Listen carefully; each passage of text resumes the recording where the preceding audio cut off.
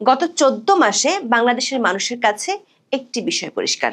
দেশের অন্তর্বর্তী সরকারের প্রধান উপদেষ্টা অধ্যাপক ইউনূসের শখ হলো বিদেশ ভ্রমণ করা। 14 মাস ক্ষমতায় থেকে 14টি দেশ ঘুরে ফেলেছেন। ইংরেজিতে যাকে বলা যায় ফ্রিকোয়েন্ট ফ্লায়ার, মানে যিনি নিয়মিত সরকারি টাকায় আকাশে উঠতে ভালোবাসেন।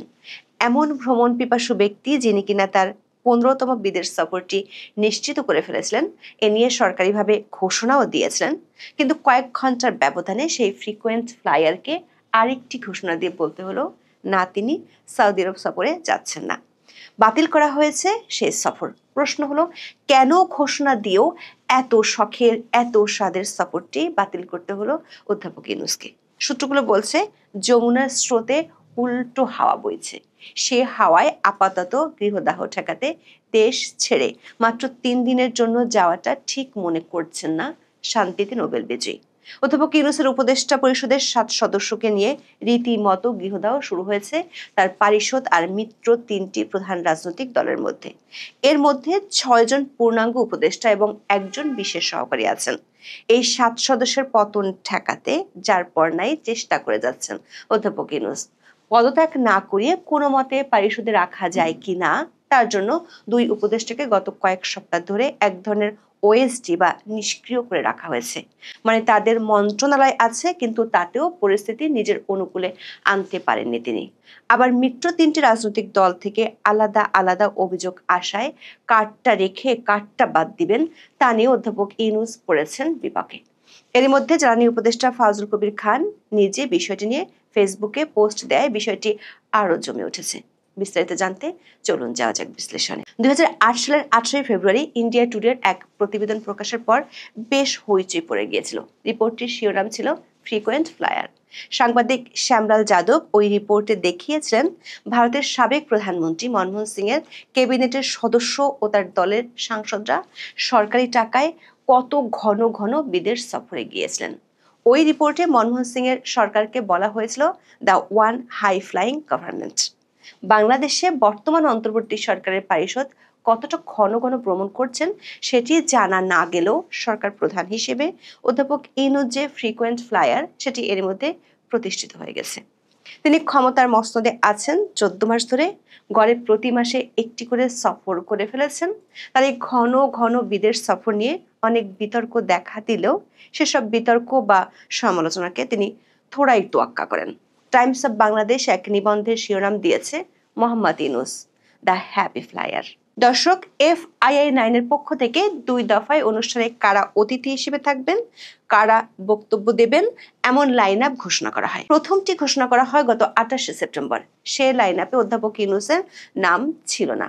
সবশেষ লাইন আপ ও অতিথি লিস্টটি ঘোষণা করা হয় গত 20 অক্টোবর, যেখানে আমরা দেখতে পাচ্ছি আমন্ত্রিত অতিথিদের মধ্যে অধ্যাপক ইউনূসের নাম 4 নম্বরে রাখা হয়েছে। মোট 10 জন ওয়ার্ল্ড লিডারের মধ্যে সরকার প্রধান হিসেবে বাংলাদেশের অন্তর্বর্তী সরকারের প্রধান ছাড়াও রুয়ান্ডা আর সিরিয়ার প্রেসিডেন্টের যোগ দেওয়ার কথা রয়েছে। দর্শক, যেহেতু 20 অক্টোবর FII-9 এর পক্ষ থেকে অতিথিদের তালিকা ঘোষণা করা হয়েছে, তার অর্থ হলো অধ্যাপক ইউনূস যে এই সফরে যাচ্ছেন তা আয়োজকদের আগে থেকেই নিশ্চিত করা হয়েছিল। বাংলাদেশের গণমাধ্যমগুলোর খবরে বলা হয়েছে ইতিমধ্যে সফর সংশ্লিষ্ট একটি আন্তঃমন্ত্রণালয় বৈঠক অনুষ্ঠিত হয়েছিল এবং প্রাথমিক সময়সূচি চূড়ান্ত করা হয়। 23 অক্টোবর প্রেস উইং থেকে নিশ্চিত করা হয় অধ্যাপক ইউনূস সৌদি আরব যাচ্ছেন। কিন্তু কয়েক ঘন্টার ব্যবধানে গণমাধ্যমে খবর আসে অধ্যাপক ইউনূসের সৌদি আরব সফর বাতিল করা হয়েছে। দর্শক, 14 মাসে নিজের ইচ্ছের বিরুদ্ধে এমন সিদ্ধান্ত অধ্যাপক ইউনূসকে তৃতীয়বারের মতো নিতে হলো। গত 9 থেকে 13 জুন ফ্রান্সের নিস শহরে তৃতীয় ওশান কনফারেন্সে যাওয়ার সিদ্ধান্ত শেষ মুহূর্তে বাতিল করেন অধ্যাপক ইউনূস। এরপর 30 জুন থেকে 3 জুলাই স্পেনের জাতিসংঘের ফিনান্সিং ফর ডেভেলপমেন্ট কনফারেন্সে তার যোগ দেওয়ার কথা ছিল, সেটিও তিনি বাদ দিয়েছিলেন। এই দুটি সফর বাদ দেওয়ার কারণ ছিল ফ্রান্সের প্রেসিডেন্ট ইমানুয়েল ম্যাক্রোর সাক্ষাতের সময়সূচি পাননি অধ্যাপক ইউনূস। আবার স্পেনের ক্ষেত্রে রানী বা সরকার প্রধান কারো সাক্ষাতে নিশ্চয়তাও পাননি। এর আগে ইংল্যান্ডে গিয়ে দেশের প্রধানমন্ত্রী স্টারমারের সাক্ষাৎ না পাওয়ায় এ নিয়ে বেশ বিব্রতকর পরিস্থিতির মুখোমুখি হয়েছিলেন শান্তিতে নোবেল বিজয়ী অধ্যাপক ইউনূস। তাই সরকার বা রাষ্ট্রপ্রধানের সাথে সাক্ষাতের নিশ্চয়তা না পাওয়ায় ফ্রান্স ও স্পেনের সফর তখন বাতিল করা হয়েছিল। কিন্তু এবার সৌদি সফরের আগে ডক্টর ইউনূসের দপ্তর থেকে নিশ্চিত করা হয়েছিল সৌদি যুবরাজ ও প্রধানমন্ত্রী মোহাম্মদ বিন সালমানের আমন্ত্রণে অধ্যাপক ইউনূস সৌদি আরব যাচ্ছেন। তাহলে প্রশ্ন হলো, ঘোষণা দিয়ে সব প্রস্তুতি শেষ করেও কেন কয়েক ঘন্টার মধ্যে সফরটি বাতিলের ঘোষণা দেয়া হলো? সূত্রগুলো বলছে, নিজের উপদেষ্টার পরিষদের 7 সদস্যকে নিয়ে বেশ ঝামেলার মধ্যে পড়ে গেছেন অধ্যাপক ইউনূস। এর মধ্যে 6 জন হলেন পূর্ণাঙ্গ উপদেষ্টা আর 1 জন বিশেষ সহকারী। এই 7 জনের বিতর্কিত ভূমিকার জন্য অধ্যাপক ইউনূসের কাছে পাল্টাপাল্টি অভিযোগ করেছে সরকারের মিত্র প্রভাবশালী রাজনৈতিক দলগুলো। প্রথমে গত 21শে অক্টোবর যমুনায় অনুষ্ঠিত বৈঠকে বিএনপি 3 জন উপদেষ্টা ও 1 জন বিশেষ সহকারীর বিরুদ্ধে অভিযোগ করে। বিবিসি বাংলা খবরে বলা হয়েছে, সেই বৈঠকে বিএনপি নেতারা কয়েকজন উপদেষ্টার বিরুদ্ধে পক্ষপাতিত্বের অভিযোগ তোলেন। বিএনপির অভিযোগ, প্রশাসনে ও পুলিশে বদলি পদায়ন সহ বিভিন্ন ক্ষেত্রে জামায়াত ইসলামের পক্ষে কাজ করছেন ওই উপদেষ্টারা। বিবিসি বাংলা বলছে, বিএনপি সেই বিতর্কিতদের তালিকায় 1 নম্বরে রয়েছেন জ্বালানি উপদেষ্টা ফাউজুল কবির খান। বিএনপির অভিযোগ মূলত জনপ্রশাসন সম্পর্কিত উপদেষ্টা পরিষদের কমিটি নিয়ে। সেই কমিটির সদস্য হিসেবে আছেন জনাব ফাউজুল কবির।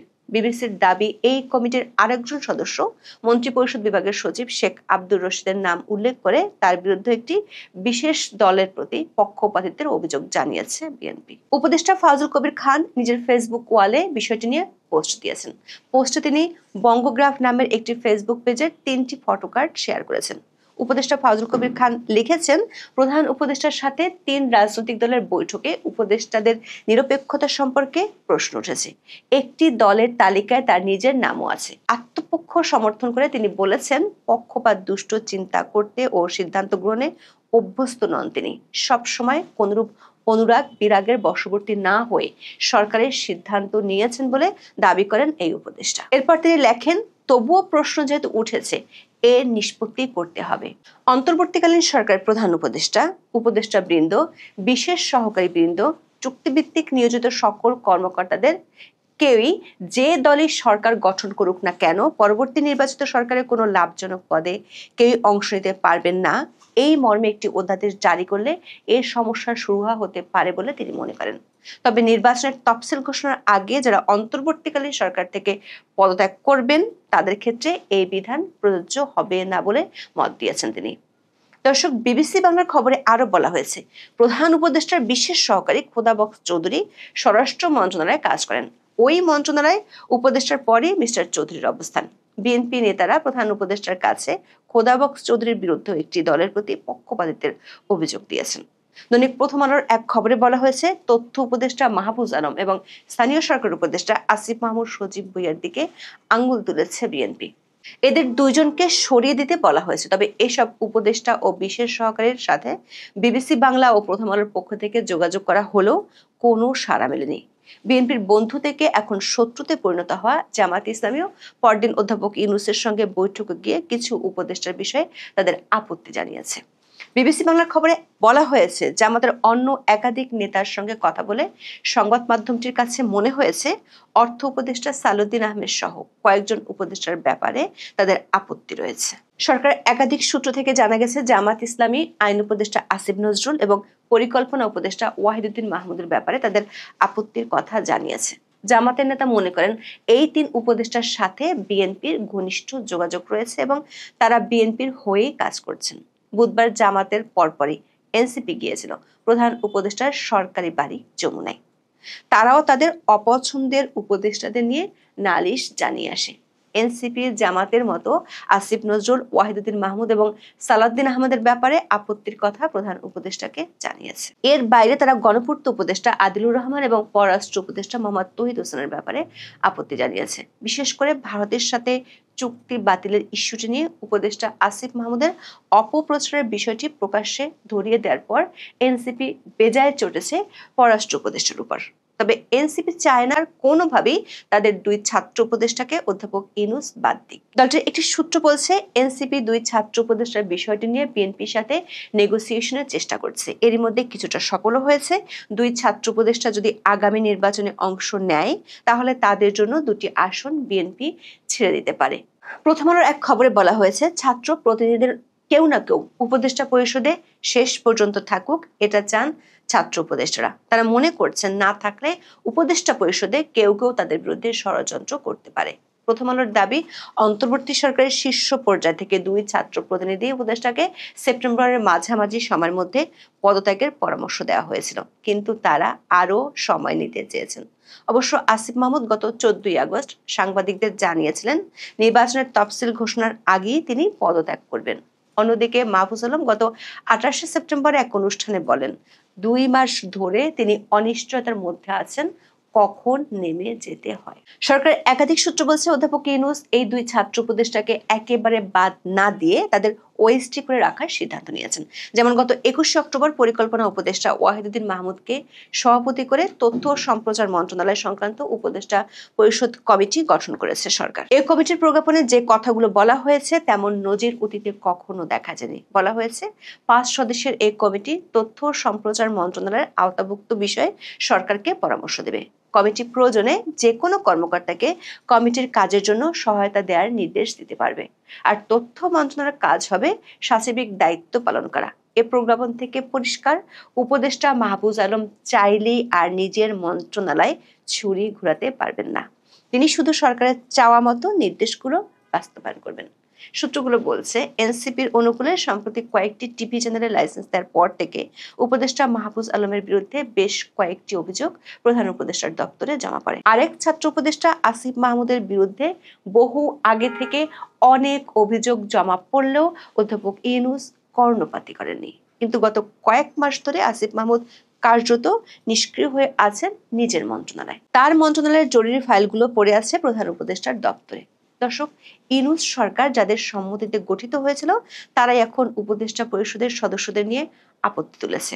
এ কারণেই সমস্যাটিকে জটিল মনে করছেন অধ্যাপক ইউনূসের ঘনিষ্ঠজনরা। কিন্তু এভাবে সাময়িক ঠেকা দেওয়া পদ্ধতিতে নিজের ঘনিষ্ঠজনদের কতদিন টিকিয়ে রাখতে পারবেন অধ্যাপক ইউনূস, সেটাই এখন দেখার বিষয়। আগামী মাসে তার একটি বিদেশ সফরের কথা রয়েছে, সেটুকু কি বাদ দিতে হবে? এখন এ পর্যন্ত। সবাই ভালো থাকুন, সুস্থ থাকুন, নিরাপদে থাকুন। দেখা হবে আগামী পর্বে।